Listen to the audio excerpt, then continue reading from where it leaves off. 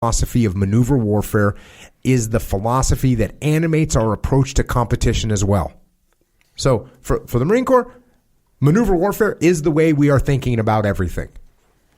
Marines take the same flexible and opportunistic approach to competition as they do towards fighting battles. The most important tenet of maneuver warfare is to orient on the enemy, and this influence is also felt in competition. We orient on our competitor.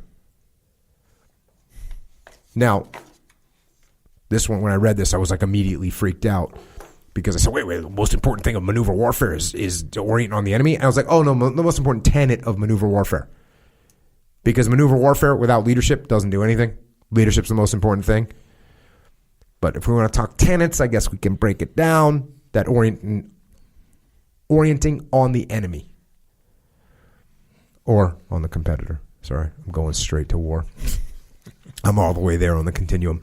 We need to develop an understanding of our rival if we are to create an effective plan that will help us prevail in competition. We must understand their system, where it is strong and where it is weak. This allows us to shape the environment by developing a clear vision for our competitive activities.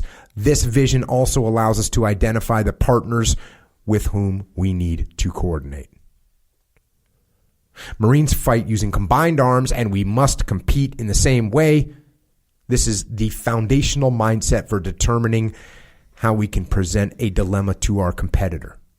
Marines and the Marine Corps are essential tools in our nation's effort to advance our vital national interests. The Marine Corps makes its greatest contributions near the threshold of violence on the competition continuum. This means that individual Marines need to prepare themselves to act on both sides of that threshold and to do so in disciplined ways that advance the nation's interests.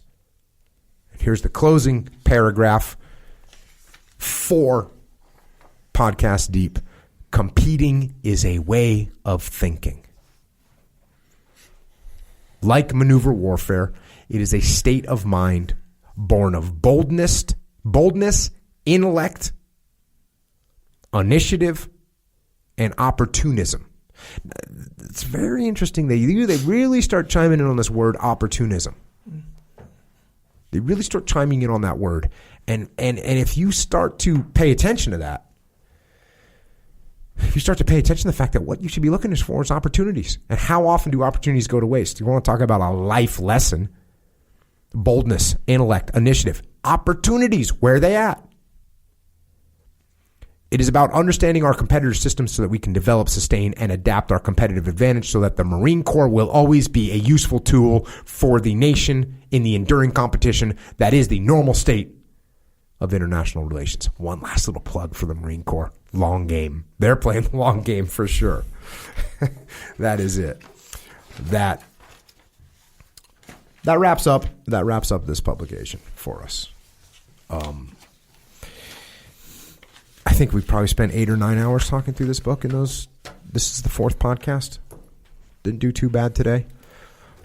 God only knows how much time and effort the Marine Corps took and put into putting this together. I mean, what's the man hours behind this? How many people? What were you saying? You think it's 6, 7, 8 people? That's what I'm picturing. On the team. That's on the team. Yeah. That's in there. That's in the room. That's got the sections. And then there's someone kind of overseeing the whole thing. And then it's getting signed off by the commandant. He's reading. He's giving guidance. You can tell the commandant's in the game with this stuff. He's not just signing this off. He's making corrections. There's red lines on this written with the commandant's pen. Am I wrong? No, I think you're right. And I'm thinking, too, like, how many of these pubs are out there, these Marine Corps doctrinal pubs? It's not some massive number. It's not 1,000 of these things. He's had 2 in the last 2 years. Yeah. Like, there are probably commandants that did their entire time as commandant, and none of these pubs came out under their watch. He's done 2 in 2 years. Oh, for sure. Obviously, this is clearly an important thing for General Berger. This is a thing for him. Yeah, well, Learning was the first new pub it was like a decade or something. It was a long time. Yes. It was a long time. And this one came out 1 year later. Yeah. So this is wheelhouse priority for him. And this isn't like some big giant stretch from Learning either. This competing pub is not like unrelated totally. Yeah. I was going to say that we got cousins here. Yes, right. Absolutely. We got cousins. Yes, we got learning. We got competing. Those are cousins. There is a thread between those two, a clear thread. The leadership thread that's in both of these as well. The leadership thread is really important. When you start looking at that continuum of leadership and the continuum of influence and the way of thinking for competing, and you start thinking of that way of thinking for competing as also a way of leading, that's a huge asset to your toolbox of thought to bring to the table as a leader. That's what has been on my mind this whole time. From the beginning to the conclusion is how tiny a little tweak you need to make in reading just this pub about competing, which is really, at least at the top level, is the Marine Corps fighting against other countries. How tiny a tweak there is to make that this is a leadership this is a leadership book. And it applies to running a business, running a team. A tiny language change goes from fighting competitors to leading your own people. Like, this is a leadership publication from beginning to end. You want to think on the third one of the previous two, you did the influence continuum, and you just pulled from that. I'm like, just listening to that, just eating that up and I remember thinking, man, the Marine Corps should have just said that in here. And yeah, they probably would have had to double the length of this thing because every time I read something, there's a place to go diving deeper into that. But despite that, there's no question in my mind that the authors just recognize and the leadership influence that's sitting inside there, and even the examples they pull from. They're pulling all these examples. If you're running a business, this is what you should do. And so there is that when you know the way broadly, you see it in all things. And I'm watching and seeing in this thing, hearing you talk, and just making the leadership piece to that. But from beginning to end, that connection is absolutely there. And it doesn't take some big change in perspective to see it inside here. And to learn from it. Totally. And, the fact that the Marine Corps, they could choose a bunch of different things to dive into. And the fact that they dove into this to run their organization and help their organization be prepared and grow, that's just an indication of the importance of this mindset, of this way of thinking, of how to compete, how our rivals compete, and how we can compete in a better way. And with that, do you see that softball just get tossed up, Echo Charles? With that, speaking of trying to compete better and do better, Echo Charles, do you have any suggestions on that? Yes, thank you. For the softball, not very competitive. They said in a different chapter that competing and influence, right, is like the same thing. No, that's me. That's what I said. That was my whole. Oh, that was your deal. That was my whole.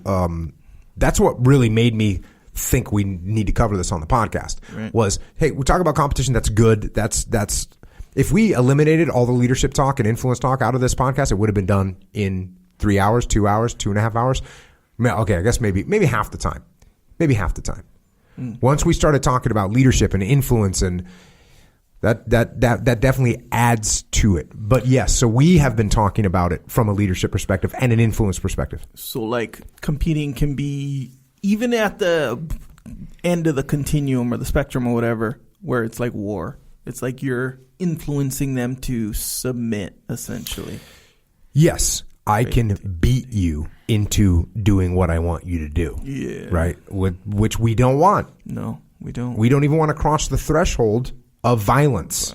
Yeah. So that's the leadership continuum, the leadership influence continuum, which, by the way, is also very closely related to leadership strategy and tactics, a little something called the escalation of counseling. Which is, I'm using the minimum force required. I'm just saying, hey, Dave, I noticed you were late today. Is everything okay? That's where it starts. Yep.